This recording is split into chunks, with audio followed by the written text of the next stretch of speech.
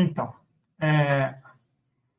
como a gente tinha falado hoje, na verdade foi ontem, nós fomos dormir às 4 da manhã, por questões outras, não vamos entrar no mérito. Bom, a gente ia falar sobre a quebradeira dos bancos, o início. A conversa mesmo, eu quero fazer na live de hoje à noite. Mas eu penso que alguma informação, inclusive para propiciar o debate, é importante a gente já passar agora. O banco que quebrou especificamente foi o SVB, né, Silicon Valley Bank. O que é esse SVB e por que ele é ilustrativo? E por que ele quebrou? É um banco que basicamente financia startup. Startup é um conceito interessante do neocapitalismo, neofeudalismo capitalista. É uma ideia que é financiada por grandes bancos e tomada como investimento. Mas o interessante da grande maioria das startups é que elas, na verdade, não geram nenhuma produção. Elas não elas não entram no setor produtivo. A maior parte delas não é industrial, de fato. É daquela parte subterrânea da economia ou etérea da economia chamada setor terciário, economia criativa, sabe? É economia que, na verdade, não existe. É fantasia. A grande maioria dessas startups lida com fantasia. Não é à toa que o banco é californiano e especializado no Vale do Silício, que inventa empresas, que é uma maneira de você drenar dinheiro. Na verdade, de você enxugar a liquidez. Veja que interessante. O mundo está repleto de dívida. O capitalismo é baseado atualmente em dívida, não em produção. Certo? Não em produção, desde a Segunda Guerra Mundial, principalmente a partir da década de 1970. O capitalismo é cada vez mais baseado em dívida. O problema é que a dívida é uma bola de neve. Ela vai crescendo, crescendo, crescendo, crescendo, e não só vai crescendo. O crescimento dessa bola vai se tornando cada vez não só maior, como mais rápido. E uma hora vem a avalanche. 2007, 2008 foi a última dessas avalanches. E, bom, a próxima vai ser brutal. Provavelmente, espera-se a última, que vai resultar no fim do sistema, pelo menos como a gente conhece. Ok. Esse banco era um banco de startup. Pessoas jogavam dinheiro lá para ele investir em empresas novas da economia criativa. Traduzindo, é um esquema Ponzi. É um esquema Ponzi, do tipo Bitcoin, moedas virtuais, essas bobagens que que a economia mundial se especializou em criar. Para justificar o fato, principalmente no Ocidente, que novas fábricas não têm surgido, que investimento não tem surgido. Rodovias, infraestrutura, ferrovia, nada disso tem surgido. O que tem acontecido é startups, a economia criativa. Esses nomes para camuflar o fato de que existe uma tentativa desesperada de enxugar liquidez causada pela inundação de crédito em função da dívida. Certo? O crescimento da dívida, vamos só numerá-la, 300 trilhões de dólares, que é 2 vezes maior do que o mundo, vale? Então, não tem como ser pago. Para lembrar Michael Woodson, sempre lembrar Michael Woodson. Uma dívida que não pode ser paga, adivinha, não será paga. Então, se o total da dívida do Ocidente, o total da dívida mundial, equivale a 2 vezes o valor do planeta, é óbvio que ela não pode ser paga. E se ela não pode ser paga, é evidente que ela não será paga. Certo? Agora, você pensa, isso foi um processo que vem se acumulando desde os romanos? Não, isso foi muito rápido. Até a crise de 2007, 2008, o valor da economia mundial ainda superava da dívida. O que eles aprenderam com a crise de 2007, 2008? Para não falar que não aprenderam nada, aprenderam que o governo neoliberal está mais que disposto a sacrificar a economia e as pessoas para salvar banco. Então, os bancos aprenderam alguma coisa assim. Que eles podem ferrar com a economia mundial, com a vida das pessoas, e os governos vão salvá-los. Vou dizer que eles não aprenderam nada, claro que eles aprenderam. É óbvio que eles aprenderam que o Estado ensinou. Certo? Então, bom, o que eles fizeram? Alavancaram a dívida e ela aumentou, até que não só não diminuiu, que é o que deveria ter acontecido, diminuído a exposição, aumentado o controle, aumentada a liquidez, certo? Controlado o endividamento, aumentado o investimento produtivo, nada disso aconteceu. Aconteceu exatamente o inverso. Ao invés de diminuir, a dívida cresceu e muito, a concentração de renda explodiu. Concentração de renda foi uma das causas da crise de 2007, 2008, porque bilionário não consome. Bilionário investe, né? Ou seja, especula. Por quê? Porque o dinheiro especulativo dá mais retorno do que o dinheiro produtivo. A China investiu enormemente em infraestrutura e produção. A Federação Russa investiu enormemente em infraestrutura e produção. A República Islâmica, que inclusive ultrapassou o Brasil, né, investiu enormemente em infraestrutura e produção. A Índia, meu Deus do céu, a Índia investiu magnificamente em infraestrutura e produção. Agora, o mundo capitalista não. Eles especularam. É um investimento financeiro. Gente, não existe investimento financeiro. Não existe. Certo? O nome disso é especulação. É dinheiro especulativo. Não preciso falar o nome, né, dos 3 bastardos, 2 que moram em Mônaco e o que mora na Suíça, que investem na Bolsa. Eles não investem em Bolsa. Vou explicar, até fiz um videozinho curto falando sobre isso, que o que eles fazem é desinvestir. Vamos pegar, por exemplo, os 3 vagabundos, estelionatários, defendidos em grande parcela da imprensa brasileira, porque faz anúncio na mídia. Não sei falar o nome deles, até porque eu não aguento um processo deles, né?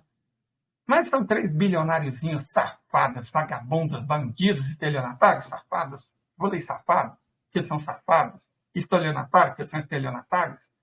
Então, o que esses 3 bandidos fazem? Eles investem, ou seja, compram a empresa na Bolsa de Valores. E aí o que eles fazem? Aumenta o investimento em infraestrutura, manutenção, aumenta a produção. Eles desinvestem, mandam gente embora, deixam de investir e aumenta a participação dos lucros. É assim que eles ganham dinheiro. A empresa, de repente, depois do investimento dele, se torna mais lucrativa. Por que a empresa, depois de ser investida por vagabundo desse tipo, se torna mais lucrativa? Porque vamos supor que uma determinada empresa tem um faturamento de 10 bilhões. Certo? Desses 10 bilhões, 1 bilhão é lucro. Então, 1 bilhão, você tem que ser uma parte para o investimento, né, para manutenção, investimento, controlar a depreciação do capital, e digamos que sobra 100 milhões para ser dividido entre os acionistas. O que eles fazem? Mandam gente embora, deixa de investir, diminui enormemente o custo da manutenção. Não faz mais manutenção. Aí os lucros aumentam para 2 bilhões. Claro que aumentou, você não está investindo, você não está fazendo manutenção. E não satisfeitos, lembra do dinheiro que era reinvestido? Que era gasto de manutenção? Não está sendo mais, né? Então, digamos que o lucro sobe de 100 milhões para 1 bilhão e 500 milhões. Uau! Parabéns! Que manobra contábil inteligente. Se você quer lucrar no curto prazo e destruir a empresa no médio. Mas eles não estão satisfeitos, não. Eles pegam esse 1,5 bilhão e dizem, 60% vai ser distribuído entre os acionistas. Então, o que era distribuído entre os acionistas, que era 100 milhões, passa para 1,5 bilhão. Eles racham de ganhar dinheiro. Então, vocês perceberam que houve demissão, diminuiu o número de trabalhadores, diminuiu o salário dos trabalhadores, não há manutenção, então a depreciação do capital aumenta, não há investimento. O que eles estão fazendo? É um desinvestimento. Os 3 vagabundos fazem o que basicamente todos os capitalistas andam fazendo. Todos os capitalistas estão fazendo exatamente isso. E isso mina a economia. Essa liberdade econômica eficiente do capitalismo não acontece na China, onde o investimento é controlado e dirigido pelo Estado. É o Estado, o Partido Comunista Chinês, que diz, vai investir tanto, quem vai investir é essa empresa em tal lugar. E ponto. A propriedade é do capitalista. Sim, então o capitalista tem que fazer o que o Estado manda. E os bilionários que se recusam ou são recalcitrantes, bom, a China também tem medo de lidar com eles. Certo? É o que a gente chama de socialismo industrial. Você tem o russo, você tem o chinês, você tem o iraniano. E você tem, cada vez mais se construindo, um indiano. O indiano ele até permite uma maior liberdade. desde que os fundamentos, que é investimento e produção, não sejam desobedecidos. Perfeito? Do socialismo industrial, você tem o mais liberal, que é o indiano, até o definitivamente mais socialista, que é o chinês. E como intermediário, o iraniano e o russo. Ok. É um sistema baseado na produção, no investimento em infraestrutura. Contra o sistema baseado na especulação, no desinvestimento e no endividamento. Esse é o capitalismo. Nós falamos ontem, de madrugada, hoje, né, na verdade, de madrugada, que o que estava em jogo na Ucrânia era realmente uma guerra de civilização. Algumas pessoas ficam tentando ironizar o Putin, você vê isso muito na mídia hegemônica, quando o Putin fala que é um conflito civilizacional, mas é um conflito civilizacional. Vamos recordar um ponto muito importante, mas muito importante mesmo. Por isso eu não quero um vídeo muito longo. Quero um vídeo para refletir, para a gente ter subsídio para discussão de logo mais. O que eu preciso muito que você que está me vendo reflita? É a guerra. A guerra. Quero que você reflita sobre a guerra. Vamos usar Solovyov, filósofo russo, e vamos falar um pouco de Marx e von Clausewitz. Solovyov deixa muito claro, foi um filósofo russo do século XIX, deixa muito claro que a guerra não é necessariamente um mal e a paz não é necessariamente boa. Mas isso deveria ser óbvio. É como a verdade, gente. Você não pode tratar a verdade como um bem moral. Tipo, a verdade é sempre boa. De forma alguma. Mas nunca. A verdade não tem um valor moral intrínseco. E quem fala que tem, como o babaca do Sócrates, está sendo desonesto. Esse é o grande erro socrático, o grande erro do Ocidente, achar que a verdade per si tem um valor moral. A verdade dita de maneira inconveniente, mesmo dita de maneira conveniente, ela pode ser ofensiva. Ela pode levar a problemas. Você é um pai, você é uma mãe. Chega um bandido na sua casa e está procurando pela sua filha adolescente. Sua filha adolescente está na sua casa? O que você vai fazer? Você vai responder que está para dizer a verdade? Entenderam por que a verdade não tem um valor moral intrínseco a ela, inerente a ela? Ela não tem. Perfeito? Lembre-se disso. A verdade não tem um valor moral intrínseco. E sempre que vocês duvidarem disso, lembre disso. A sua mãe, ou a sua irmã, ou a sua namorada, ou a sua filha, ou a sua neta, adolescente, dentro de casa, chega um bandido estuprador violento e pergunta se ela está. Você, para ser fiel à verdade, vai dizer que está?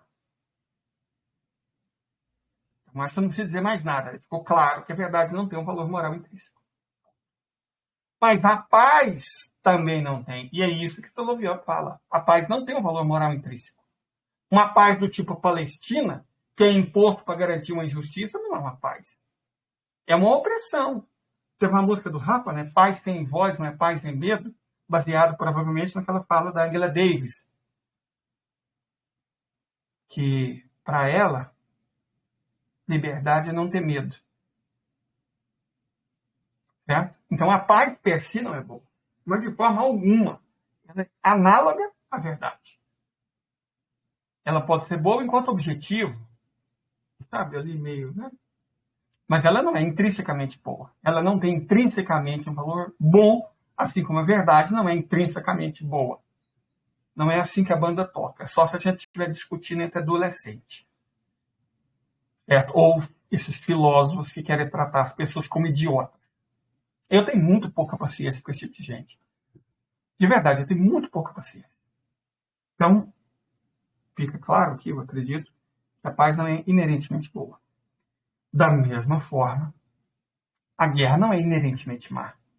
Se a guerra serve para consertar a injustiça, se a guerra serve para libertar, ela não é má. Ela, às vezes, é a única opção. Eu estava discutindo com um bando de idiota, jovem, que tem essas páginas imbecis no Instagram. O cara postou lá, né, um vídeo que com certeza não é dele, algum americano que fez. mostrando o homem da caverna, né? Paleolítico, neolítico, sumérios, egípcios, indianos, e foi subindo, Idade Média, Segunda Guerra Mundial, tal. Né? E sempre os homens lutando com armas diferentes e tal. E aí fala a história da humanidade. Aí aparece um punhado de babaquinha concordando, infelizmente é assim. Cara, isso é burro. Né? Isso é burro. Por quê? Primeiro, o primeiro fundamento é imaginar que a história da humanidade é feita pelos homens. Cadê a mulher? Aí a mulher, porque não faz a guerra, ela não está na história humana. É isso? Tem várias postagens desse tipo, que na verdade é misoginia disfarçada. É ódio às mulheres, é desrespeito às mulheres. Você falar que a história da humanidade é a história da guerra. Não, meu irmão, minha irmã, camarada. A história da humanidade é a história da política. Aí a gente, para concordar com o Soloviev, que nem toda paz é boa e nem toda guerra é ruim, que a guerra, na verdade, às vezes nem é um mal necessário, ela é um bem menor. As palavras não são minhas, quem sou eu, né? É de Soloviev, filósofo russo do século XIX, com o qual eu estou concordando. E eu vou acrescentar, para discutir isso, von Clausewitz. Von Clausewitz disse, é incrível, é inacreditável como o ocidental não consegue pegar uma frase, pegar uma ideia e desenvolver ela. Realmente desenvolver. Von Clausewitz teve uma sacada que foi uma das mais extraordinárias já feitas por qualquer ser humano. Quando disse, a guerra é a política por outros meios. A gente fala de geopolítica, fala aqui na outra rede social, a gente fala de política sempre. A gente sempre fala de política. De geopolítica, a gente sempre fala. E a gente sempre está citando von Clausewitz. Mais do que cita Sun Tzu, porque aqui nós não somos especialistas em tática militar. Não é a especialidade do nosso querido canal. Não somos especialistas nisso. A gente gosta de tecnologia, então quando a gente fala de arma, é muito mais no sentido tecnológico do que necessariamente no sentido tático. Nós não temos formação e nem estudo. Não passo muito tempo estudando tática. É o básico. A tecnologia me interessa. Tem vários vídeos que eu falo sobre isso. E a geopolítica me interessa, mas a tática não. Não é aquilo que eu sou bom. Então eu falo o mínimo possível sobre isso. Mas vamos falar agora sobre uma lógica mais profunda, para a gente entender, inclusive, a quebradeira de banco e a disrupção final do sistema. Pessoas, se a guerra é a política por outros meios, a guerra é o quê? Política. A guerra é eminentemente um ato político. Então a gente não tem que discutir a guerra, que é o efeito. A gente tem que discutir a política, que é a causa. Então, quando você fala mal da guerra, você está falando mal da política. Quando você só fala da guerra, você não está discutindo a política. E é a política que você tem que falar, a política que você tem que discutir. Então, essa conversinha, por exemplo, a maneira como as pessoas estudam história é ridícula no Ocidente. Não na China, já dei uma olhada. Não na Rússia. Na Rússia, no Oriente, do modo geral, quando você vai discutir a guerra, primeiro você discute a política. A guerra aconteceu por isso, isso e isso. Esses foram os fatores. Os bons historiadores de guerra fazem isso. Mas a análise rasa que você vê nas redes sociais, principalmente aquelas da Meta, né, do Instagram e do Facebook, ela ignora a política. Claro que ela ignora a política. Porque se você discute a política, você discute o que realmente está em jogo. E aí tudo isso é o que eles não querem. É tudo o que eles não desejam. Que você discuta realmente o que está em jogo.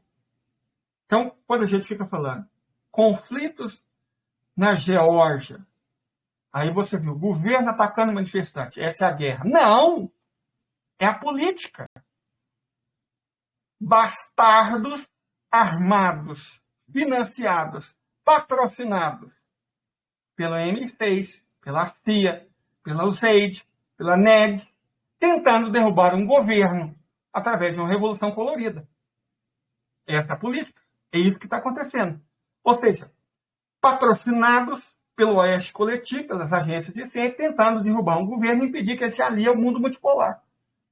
Então, aqui, eu fazia isso implicitamente. Agora eu vou fazer explicitamente. Sempre. A gente precisa criar uma identidade para o canal, né? Eu até ouvi um conselho interessante, que mais do que a identidade visual, já não pode fazer grandes investimentos em identidade visual. Mas agora, não sei se vocês perceberam, a qualidade da imagem melhorou muito, porque uma alma generosa, Ana, que Deus abençoe imensamente, nos doou essa webcam de qualidade.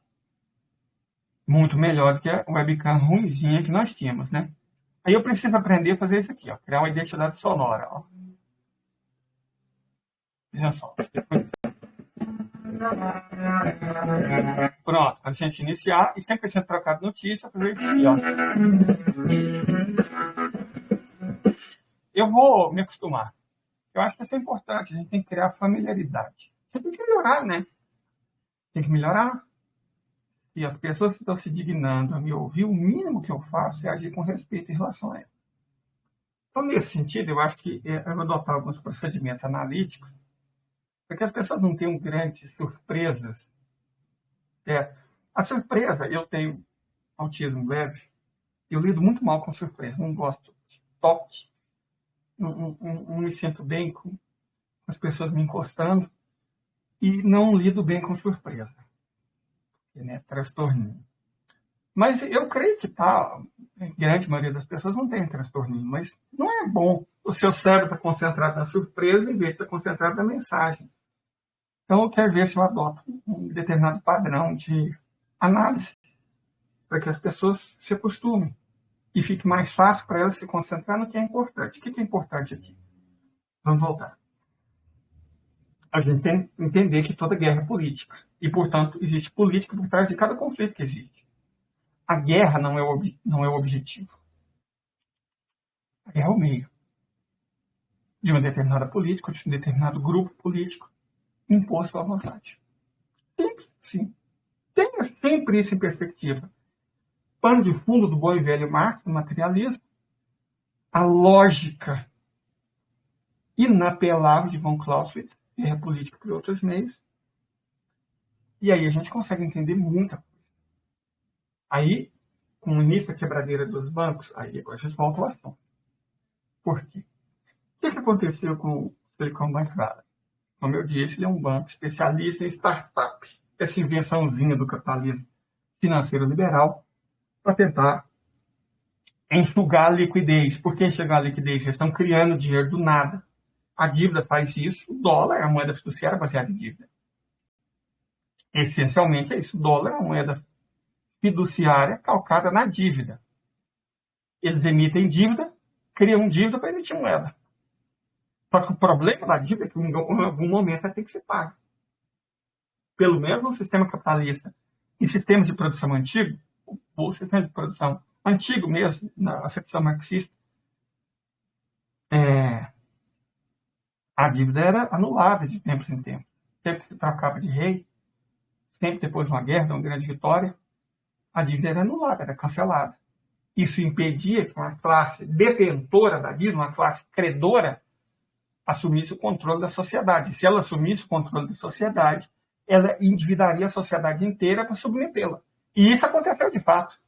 Com Roma, foi isso que Roma fez. Ela fez com que uma elite credora assumisse o controle da sociedade e essa elite credora impôs a essa sociedade escravidão e dívidas. Roma foi isso, gente. O que foi Roma? Foi isso que eu acabei de escrever. Isso foi Roma. E o que é o oeste capitalista? O que são os Estados Unidos? É isso. Escravização por dívida. Ah, mas eu não sou escravo. Não, não é não.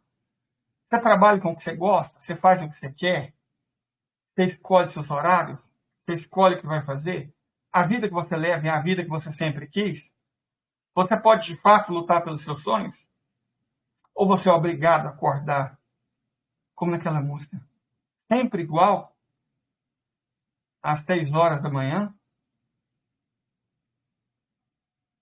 e ir para um local que você não gosta, para lidar com pessoas que você não simpatiza, fazendo um serviço que não necessariamente você curte, só para se manter vivo. E aí você adora o fim de semana, porque o fim de semana é a única época, a única data que você está livre disso. Uma vida que você, na verdade, detesta. Para a maioria das pessoas, viver isso é escravidão. Ah, eu tenho controle? Tem? Você não tem controle, não. O controle é pouco maior que o do escravo. A diferença é que o escravo, o senhor de escravo, tinha que alimentá-lo, tinha que abrigá-lo, tinha que dar um lugar para ele morar. Você não. Seu patrão não é obrigado a nada disso. Se você falhar, a culpa é sua. É com base nessa ideologia que o capitalismo funciona. Perfeito? E você vai ser endividado cada vez mais. Você está escravo da dívida. Assim como o Estado gasta metade da renda pagando título da dívida pública, transferindo imposto. Todas as pessoas com uma classe muito pequena de rentista, então o Estado está preso pela dívida, você também está preso pela dívida. Veja do que você tem, quanto de fato é seu e quanto de fato é financiado. Quanto você gasta da sua renda pagando financiamento, pagando parcela, pagando boleto. O boleto é a sua escravidão por dívida. Entendeu? Boleto é a sua escravidão por dívida. Só que o sistema camufla. E aí você não percebe. Então, o que está em jogo? Qual que é a guerra? Qual que é a política? A política é o Ocidente querendo manter e ampliar um regime baseado na dívida contra civilizações que não querem se submeter aos valores dos estados promotores dessa política, ou seja, os famosos valores do Ocidente. E aí você tem civilizações mais diversas. China, Índia, Rússia, Irã. Em última instância, uma civilização confucionista, uma hinduísta, uma ateia ortodoxa, uma islâmica, lutando contra a supremacia do Ocidente. Porque o Ocidente não fica satisfeito apenas em escravizar todo mundo pela dívida, em comprar o patrimônio como moeda fiduciária. Que é uma forma de roubo. Se você dá um pedaço de papel em troca das suas minas, do seu petróleo, da sua energia elétrica, da sua infraestrutura, das suas empresas, como golpista libanês e o miliciano genocida permitiram que se fizesse, você está sendo roubado. Aí te entrega um papelzinho dizendo que aquilo tem valor. Isso é roubo. Isso é roubo. Certo? Isso é roubo, gente. Não é outra coisa que não seja roubo. Isso é roubo. É contra isso que o sistema está lutando. E aí ontem, eu creio que a Ana Valéria, falou uma coisa interessante. Alguém falou uma coisa muito interessante, que é o seguinte, que o Leonardo Atuc, ele é muito pessimista. Eu respeito o Leonardo Atuc bastante. Respeito bastante o Leonardo Atuc. Ele é pessimista, ele é bastante realista, como eu também procuro ser realista, mas diferente de mim, que incrivelmente pode até não parecer sempre, mas eu sou otimista, ele é pessimista. Mas isso é porque nós temos uma visão diferente a respeito de uma coisa assim. Nós dois estamos vendo o Brasil afundando. Certo? Roberto Campos Neto, Banco Central Independente, Centrão, ministros que operam contra o governo, PPI, a não reestatização da Eletrobras, a não retomada do pré-sal, a não retomada da refinaria roubada pelos bolsonaros entregue mediante propina aos árabes. A gente está vendo tudo isso. Eu vejo, Leonardo Atuc vê, muita gente vê. Qual é a diferença? Leonardo Atuc, pessimista. Nós não temos força política para resolver isso e estamos lascados. E eu concordo com ele. Então, por que eu sou otimista? Porque ele pensa numa lógica do sistema implodindo. Ou seja, alguma coisa tem que acontecer no Brasil para mudar tudo. A minha lógica é externa. Eu sei que o sistema não vai implodir, mas ele vai ser explodido de fora para dentro. E é exatamente isso que está acontecendo. É isso que é a crise bancária. Veja só, gente. O banco quebrou por causa de 2 bilhões. É muito pouco dinheiro se você considerar ativos de 200 bilhões. Mas estava havendo uma retirada maciça de dinheiro. O banco pediu um empréstimo de 2 bilhões para fazer caixa. Esse empréstimo não foi concedido, o banco quebrou. Ok. Oficialmente foi isso que aconteceu. Mas vamos entender algumas coisinhas aqui. Quem estava retirando esse dinheiro? Quem estava retirando esse dinheiro do banco? Há boatos que circulam nos fóruns que discutem esse tipo de coisa, tanto nos Estados Unidos quanto fora do Ocidente. Há boatos. E o que muitos desses boatos estão falando é que quem estava fazendo essas retiradas, direto ou indiretamente, era a China. Secundada muito discretamente pela Índia, retirando dinheiro. Sendo assim, eu acredito realmente que é assim, a China usou uma estratégia fantástica. Ela vai quebrar o sistema.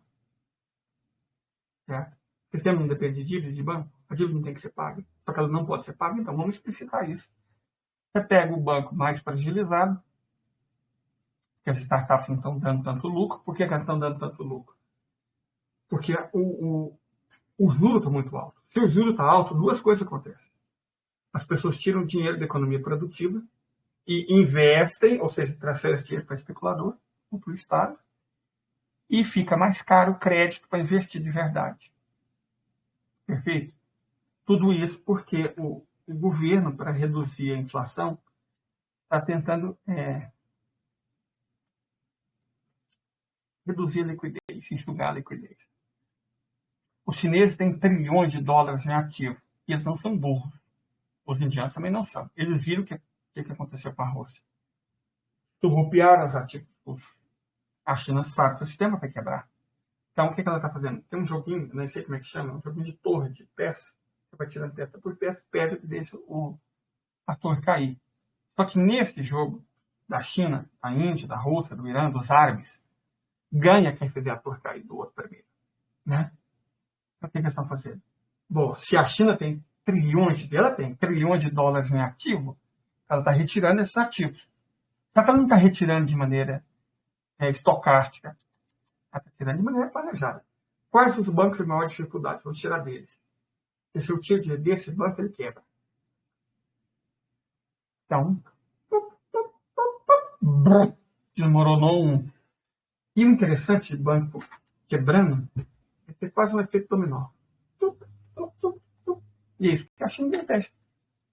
Se os bancos são a alma do Ocidente, se os bancos são a alma do capitalismo, se os bancos são o motivo pelo qual os Estados Unidos e os lacaios lutam, vamos quebrá-los. Para que quebrar a espada do seu oponente se você pode quebrar as pernas dele? Touché. Entenderam? Touché. Porque sempre que você fala o banco quebrou por causa de retiradas que diminuir a liquidez e ter um ponto que não pode ser contornado, você tem que se perguntar, quem está tirando o dinheiro? Ah, são investidores. Tá, eu sei, sim, mas quais investidores? Vamos dar nome aos bois. Quais são os investidores que estão tirando esse dinheiro? Por que as pessoas estão tirando esse dinheiro? Não são pessoas. Os investidores são chineses, essencialmente, asiáticos. E a escolha, repito e reitero, é proposital. Vamos tirar dinheiro desse banco, vamos diminuir a liquidez dele até um ponto que ele quebra. Ele quebrando, quebra outro. Mas aí é um jogo duplamente inteligente, porque você retira dinheiro do banco que vai quebrar, quebra ele, o objetivo é quebrar ele, quebrar as pernas do sistema, e deixa para tirar, por último, o dinheiro dos mais seguros. E o seu dinheiro pode ter esse seguro lá. Você não pode tirar todo o dinheiro de uma vez, isso teria problemas. Mas tira aos poucos, de maneira a ir quebrando os bancos mais frágeis para os mais fortes. Mas todo o sistema está apodrecido. Então você tira dos que estão podres primeiro. Em última instância, a China vai perder dinheiro? Vai muito. Vai muito, mas ela sabe que é seu papel. Ela tem para garantir os investimentos dela os investimentos, os jumentos do Ocidente, que transferem as fábricas todas para a China. Veja, o que a China está fazendo é inteligentíssimo. Ao mesmo tempo que ela faz isso, ela está impedindo que agentes estrangeiros tirem dinheiro da China. Então, ela está tirando dos Estados Unidos, ela está tirando da Suíça, ela está tirando da Europa, ela está tirando do Reino Unido, e impede que os outros tirem dela. E se ela não está deixando dinheiro sair de lá, vocês acham que ela vai deixar a fábrica sair? Então, por exemplo, eu ontem mesmo comentei sobre isso. A Intel conseguiu um processador de 2 nanômetros, só que é a Intel chinesa. Ah, mas a Intel é americana, sim, só que a fábrica está na China. E vocês acham, honestamente, que existe a mais microscópica chance do governo chinês permitir que a Intel tire a fábrica que está na China e leve para os Estados Unidos? Nunca, jamais. Ela está na China e a China vai ficar. E se acontecer qualquer coisa com os ativos chineses, se eles forem roubados, como os russos, adivinha qual vai ser uma das primeiras fábricas que a China vai tomar para si, para compensar essa perda? Adivinha, gente. Adivinha. Então é muito diferente o que aconteceu com a Federação Russa do que está acontecendo com a China. Porque a China tem literalmente trilhões de dólares em ativos de empresas ocidentais no próprio território. E ela não está deixando, repito, sair nem recurso financeiro e jamais, sob nenhuma circunstância, vai deixar sair ativo físico. E se ativos chineses forem roubados, como roubaram os russos, vocês podem ter certeza absoluta. E a China está deixando isso claro. Que se ela está bom, ela devolve 2. Ela vai tomar ativos do Ocidente. E vocês acham que ela vai tomar fábrica de cerveja? Não. Ela vai tomar tecnologia crítica. Como a Intel americana na China, que está produzindo. Lembra o problema? A China agora, o que ela vai fazer com processador? O que ela vai fazer com processador? Ela tem uma fábrica. Ela está nominalmente no controle da empresa americana, mas na prática ela é refém dos chineses. Qualquer coisa que der errado, ela toma para si. E o Ocidente vai fazer o quê? Vai chorar? Vai atacar a China? Vai impedir a China de exportar, igual fez com a Rússia? Vai lançar sanções? Deixa eu explicar uma coisa para vocês. A economia americana não tem mais indústria. A economia europeia está perdendo as indústrias por causa de decisões dos Estados Unidos. E deles mesmos, né? Contra si próprios. Para tentar prejudicar a Rússia, eles se destruíram. Então, se não houver a sociedade americana, a sociedade de consumo. Se não houver o que consumir, o preço de todos os bens consumíveis, e o nome disso é inflação. A inflação destrói uma economia e rebaixa enormemente o valor de uma moeda. E deixa os bancos em enorme dificuldade. E adivinha, é exatamente isso que a China quer. Nesse joguinho de capitalismo financeiro, a China pode ter entrado agora, mas ela conhece as regras. Há muito tempo. Enquanto a Berlim foi fundada por um povo chamado Vênedo. Os Vênedos tinham o hábito de devorar ritualisticamente os próprios pais. Isso até o ano 1000. Até o ano 1000 eles tinham o hábito de devorar, ou seja, canibais. Os ancestrais dos berlinenses faziam isso. Então, enquanto os ancestrais dos europeus estavam praticando canibalismo ritual, a China já tinha a maior civilização que a humanidade já conheceu, o Império Song. Já existia banco, já existia cédula, já existia moeda, já existia promissória no Império Song. Então, se o Ocidente acha, meu Deus, inventamos o capitalismo financeiro, vamos ficar ricos com essas regras que nós mesmos inventamos. Criamos isso de novo. Isso que eles acham que é novo, a China já fazia quase 1000 anos antes. Na verdade, mais de 1000 anos antes. Então, querer enganar a China. Cometer um erro brutal, igual estão cometendo com a Rússia, jogando um pouco enquanto ela está de xadrez. Achando que dá para ganhar tudo com base no blefe. Não dá. E a Índia também sabe disso. E assim como a Índia é o país que mais rapidamente está desdolarizando a sua economia, está fazendo isso com uma velocidade absurda. As pessoas não têm comentado muito, a mídia não tem comentado muito, mas eu garanto para vocês. A Índia está desdolarizando a sua própria economia e as relações comerciais com outros países numa velocidade enorme. Certo? Desdolarizar é tudo o que a Rússia precisa. Ela sabe que o poder dos Estados Unidos é o dólar. Desdolariza a economia e o sistema inteiro vai ruir. Perfeito? Então, a Rússia fala, desdolariza a economia, desdolariza a economia. A Índia está desdolarizando a economia, mas a China está além. Ela não está satisfeita em desdolarizar a economia. Se a essência do capitalismo financeiro, que é o que sustenta os Estados Unidos, que é o que orienta a política, que faz a guerra contra o mundo, é banco, vamos destruir os bancos.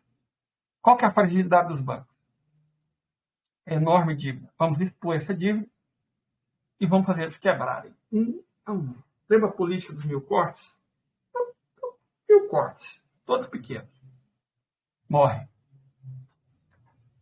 Porque perde sangue. Ainda que sejam cortes pequenos, mínimos, com o tempo, bom, o sistema ruim. Eu amo. De verdade. Eu, inclusive, ainda quero, na hora que eu terminar de montar um computador, eu quero refazer a minha biblioteca, porque no processo que minhas terras foram roubadas, eu tinha os 6 volumes do Capital. Agora só tenho os 4 últimos, os 2 primeiros. Infelizmente, não vou entrar no primeiro, porque é uma coisa que me deixa muito chateado, mas eu acho Marx extraordinário. Marx é extraordinário. Certo? Ele sacou um punhado de coisa. E, bom, capitalista não lê Marx. Deveria. Marx não fica pregando socialismo. No Capital, está discutindo o capitalismo. Isso é economia política clássica, da boa. Não essa economia pós-marginalista, que é uma invenção matematizada. Que só discute groselha. Vamos falar um pouquinho de Marx para a gente encerrar isso aqui. Marx falou que ia chegar um momento em que o capital, originalmente, a economia funcionava mercadoria por mercadoria, economia de troca. Depois passa a ser mercadoria por moeda, por dinheiro, dinheiro por mercadoria. PMDM. Mas ia chegar num tempo em que ia ser dinheiro por dinheiro. E aí a economia perderia a sua base produtiva, que é a infraestrutura. Tem uma base produtiva, nenhuma superestrutura se sustenta. Marx falou isso. Os chineses são marxistas. Mas a China não é um marxismo. Não, a China não é marxista. Ela pratica vários pontos marxistas, mas isso não impede ela de ser socialista. Ela é socialista. O Estado mantém o controle dos meios de produção. Mas tem bilionários. E bilionário faz o que ele quiser, igual o bilionário americano. Faz o que o Estado manda. Então o bilionário é só um mono. A hora que o governo chinês quiser, ele toma tudo que ele tem, e a vida, inclusive. Desfiar muito, perde não só a liberdade, o patrimônio, como perde a vida. 14 bilionários foram executados na China. Eu não digo execução, a pena de morte. Qual país do Ocidente sequer prende bilionário? Nenhum. E a China, quando necessário, 2 balas na nuca. Então, um bilionário lá não faz o que quer, não. É só alguém que está administrando, provisoriamente, enquanto for lícito, ou seja, enquanto atender os interesses do povo, do Estado e do partido, um determinado patrimônio. Isso é socialismo. Marx não fala em nenhum momento, e é por isso que algumas pessoas se equivocam, os irmãos marxistas, mas a propriedade, gente, foda-se a propriedade, o que importa é o controle. Marx não fala que é a propriedade dos meios de produção na mão do Estado que caracteriza o socialismo. Marx fala que é o controle dos meios de produção na mão do Estado. Isso a China tem, como a Rússia tem, como o Irã tem. Por isso que eu falo que são socialismos industriais. Ainda que a seu próprio modo. A China é uma civilização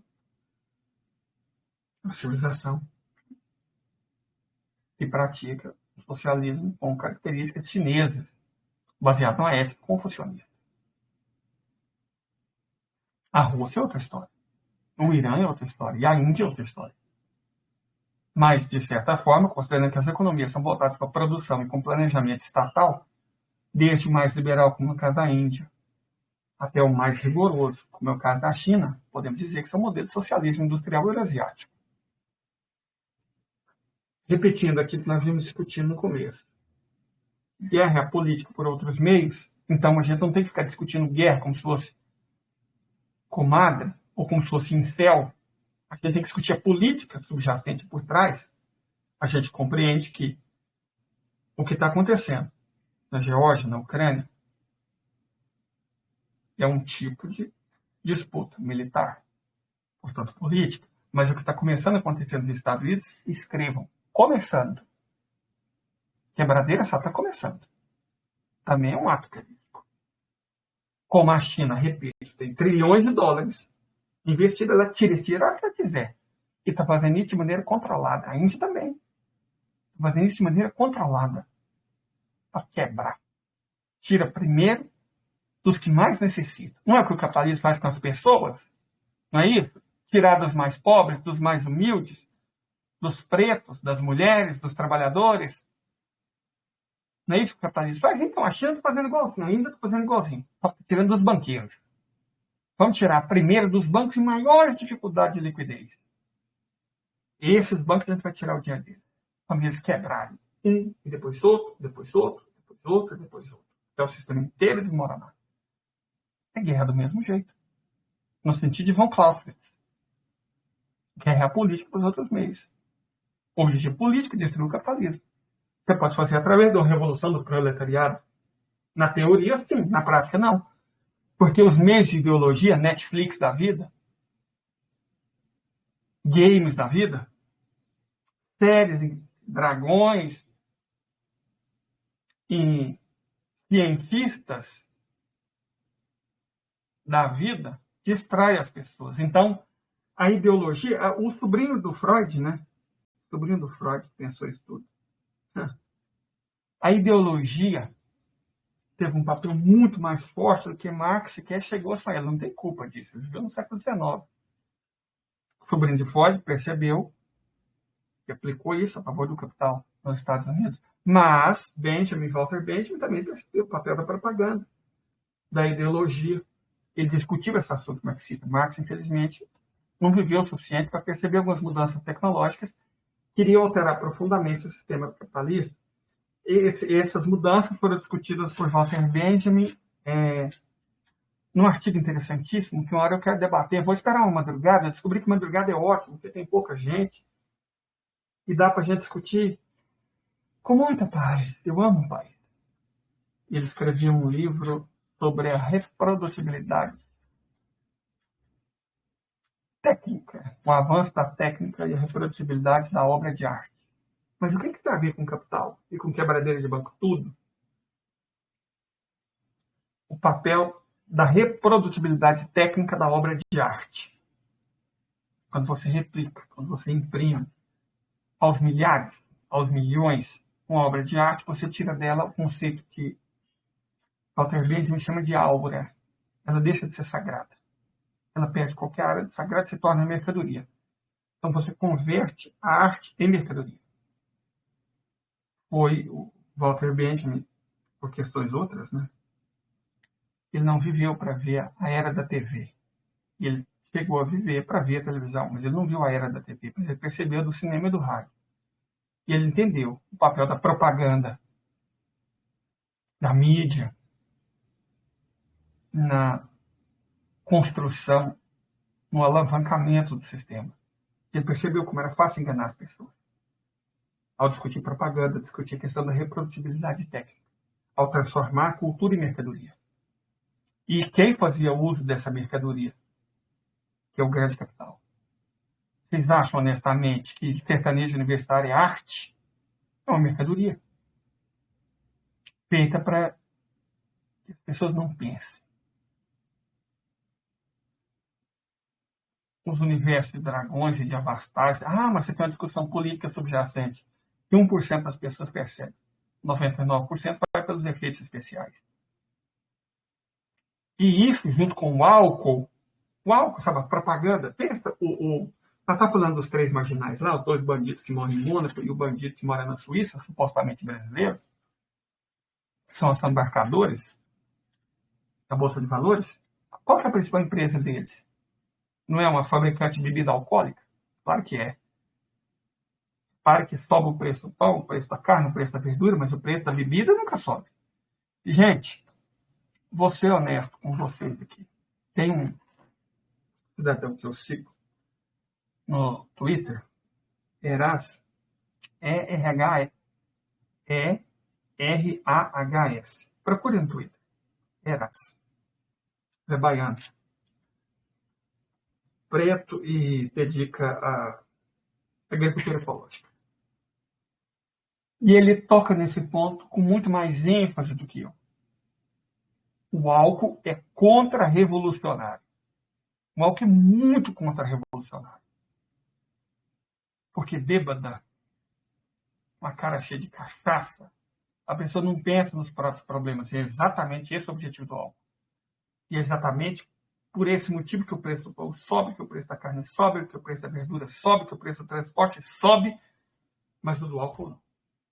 O álcool tem que ser mantido barato, porque as massas se mantenham embriagadas. E quem não está embriagado pelo álcool vai ser embriagado pela mídia, vai ser embriagado pela Netflix, vai ser embriagado pela Marvel, pela DC. Vamos embriagar. Embriagadas, seja pelo que for, as pessoas não vão refletir sobre a situação em que vivem. E, portanto, não vão tentar mudá-las. Por que é tão difícil fazer revolução no Brasil? Ah, é porque o PT, porque o PCP, porque o PCO, porque... Não, porque é o P. Não, gente. É tão difícil fazer revolução no Brasil porque as pessoas não estão embriagadas pelas redes sociais, ou estão embriagadas pelo álcool, ou estão embriagadas pela Netflix. Quando eu falo Netflix, é toda a fauna, né? Toda a fauna. É muito fácil manter as pessoas embriagadas. Esse é um conceito interessante de ideologia. Isso é alienação. Isso não é alienação, por favor. Marx deixa claro o que é alienação. Alienação é a separação entre trabalhador e meio de produção. Quando você não é dono daquilo que produz. E aí Marx discutiu muito a infraestrutura. E discutiu muito a alienação.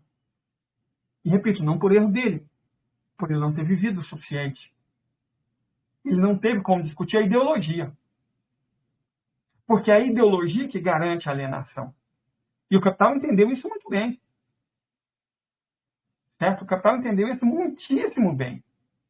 O papel dos meios de comunicação na ideologização do trabalhador e da trabalhadora. Quando você vê um caso como Denise Pipoquinha, como é que, com todo respeito, como é que a desgraça daquela história famosa? Sério, como é que pode? De verdade, como é que pode? Veja esses... Não vamos falar, né? Eu não tenho dinheiro para pagar processo. Cara de sertanejo universitário. Prestar atenção na letra. É defensor de embriaguez. Não é questão de corno. Está sempre falando de bebida. E ideologizando o campo. Não é à toa que o agronegócio patrocina essa aberração. Mas não é só o agronegócio. É a fábrica de cerveja. É a fábrica de pinga. E isso é antigo desde nessa casa tem goteira, pinga em mim. Gente, eu morei na roça. Morei até os meus 13 anos na roça. Eu lembro bem e sei bem o que é o sertanejo raiz, até porque eu sou um sertanejo raiz. Leide, filho de Duílio, lavrador. Filho de José Mariano da Silva, lavrador. Filho de Pedro, cujo nome na verdade é Per. Imigrante que veio cedo, bem bebê, para o Brasil, vindo do frio, na época fazia parte do Império Austro-Húngaro, para Araxá, e depois veio para minha cidade, sempre lavrador. Eu acredito que meus ancestrais, como todos os ancestrais europeus, as pessoas agem como se o ancestral europeu dele fosse um nobre, um rei, um duque, não. Certeza que era um lavrador pobre, potencialmente analfabeto, com certeza analfabeto, que meu avô era analfabeto. Meu pai conseguiu terminar o primário. Mas com certeza meu bisavô nunca deixou a condição de analfabeto, era filho, neto, bisneto, de outros analfabetos no frio. Camponeses. Certo? E eu sei o que é uma música sertaneja. Porque eu sou um. Eu sei falar até do jeito que meu avô falava, que é jeito assim, típicos goianos raízes, certo? Falar desse tipo, mandando as coisas com calma. Sem falar. Porque é do jeito que meu avô falava. Ele falava desse tipo, eu achava uma barata. Deus tem meu avô. Em sua infinita glória e misericórdia. Dizia que isso é sertanejo universitário. Isso não é nada de sertanejo, não. Isso é tão sertanejo quanto o peixe boi é um peixe. É uma estrutura ideologizante. E é muito difícil lutar contra essas estruturas ideologizantes, porque elas têm muito dinheiro. Elas são feitas para ideologizar realmente. E se a China, se a Rússia, se a Irã, se a Coreia Popular, se Cuba estão lutando contra o sistema, há partes do sistema que são muito fortes. É muito difícil. Como é que você vai lutar contra a música sertaneja? Tem um jeito mais fácil. Faça os patrocinadores da música sertaneja, que é os latifundiários, quebrarem. E aí vocês extraem a música sertaneja junto. Essa é a estratégia chinesa. Derrotar os Estados Unidos pela arma é possível. E a Rússia está disposta. E é capaz. Só que é um custo muito alto. É muito mais fácil fazer o que a China e a Índia estão fazendo. Quebre os bancos dele, quebre as pernas dele. Aí sim, a cabeça vai se calar. É o que está acontecendo. Essa é a lógica da quebradeira de banco. Certo? Está sendo planejado. Quando a mídia, quando os especialistas falam, retiraram depósitos, fizeram muitos depósitos, muitas retiradas, e aí perdeu a liquidez, não conseguiu sustentar a dívida, acabou quebrando. E você ignora, propositadamente, você não informa. Quem está retirando esse dinheiro? Isso é uma dica. São os asiáticos. Eu tenho certeza absoluta, é planejado. O objetivo é esse mesmo, quebrar o banco. Deixa quebrar. 1000 cortes. Estratégia chinesa. Ótimo. Quebra banco por banco. Agência por agência. Seguradora por seguradora. Pega o sistema FIRE, né? Finanças, insurance, seguro, real estate, imobiliário. E põe fogo nele. Irônico, né? Irônico. Adoro trocadilho. E o chinês tem um senso de humor que não é muito bem compreendido. Os russos não têm. Eu lembro quando eu fui na Rússia, os russos não têm senso de humor. Eles até veem com maus olhos. Mas os chineses têm. Tem um senso de humor muito interessante. Gostam muito de trocadilho. Os orientais, do modo geral. A lógica do haikai é isso. Um poema é tão melhor quanto mais possíveis as interpretações dos ideogramas. Eles respeitam muito isso. Então você cria uma cultura. A ironia é proposital. Eu acho isso ótimo. De toda forma, para encerrar, tá vendo o circo? Ele está pegando fogo. Está começando.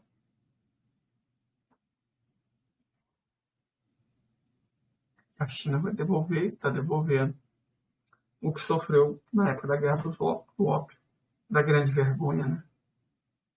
A China está devolvendo. A Índia está devolvendo. O que a Inglaterra fez com ela? Na época das grandes fomes. 60 milhões de mortos por fome provocados pelo Império Britânico. Ai, o socialismo matou milhões. Mas os 60 milhões de mortos pela fome na Índia causados pelo imperialismo britânico, esse não entra na conta do capitalismo, não, né? Os 80 milhões de mortes na China por conta da Revolução Taiping, contra a Guerra do Ópio 1 e 2, da Guerra dos Boxers. Isso também não entra na conta do capitalismo, não, né? Quem bate esquece fácil. Quem apanha, não. Está sendo devolvido. Como eu gosto muito de citar para esse caboclo, e eu falo muito que o Putin está fazendo como João do Santo Cristo, se a Via Crucis virou circo, eu estou aqui. A Via Crucis virou circo, a Rússia está lá, e agora entrou na nova fase. Né? Não tem essa de operação militar especial de combate ao terror. Agora é guerra mesmo, agora é pancada. Porrada. A China, e surpreendentemente a Índia, e acreditem, os árabes, eles também estão nessa. Só que eles não estão indo pro picadeiro trocar porrada com o urso. Está atacando fogo. Serão tempos muito difíceis. Nós vamos falar sobre isso à noite. Serão tempos muito difíceis. Quem puder, planta mandioca. Melhorei que meu pai me ensinou, que meu avô me ensinou. Planta mandioca. É o que salva a gente da fome. Quem puder plata. Serão tempos difíceis, mas muito interessantes. Muito interessante. A nós só resta aguardar. E eu estou otimista. Porque ficar enxugando o gelo, gente, não dá. Sabe? Consertar o sistema, humanizar o sistema, capitalismo verde. Não existe capitalismo verde, nem capitalismo rosa, nem capitalismo consertado. O problema é o capitalismo, não é o adjetivo que vem depois dele. É um sistema que tem que ser derrubado. E pelo jeito, finalmente, as potências e os povos capazes de derrubá-lo estão fazendo. Cada um do seu jeito. Mas estão fazendo. Nós estamos aqui no Picadeiro. Vamos assistir. Ok? Muito obrigado a todo mundo. Paz, mas não a paz palestina. Paz que faz bem a todos vocês. Fiquem bem. Muito obrigado.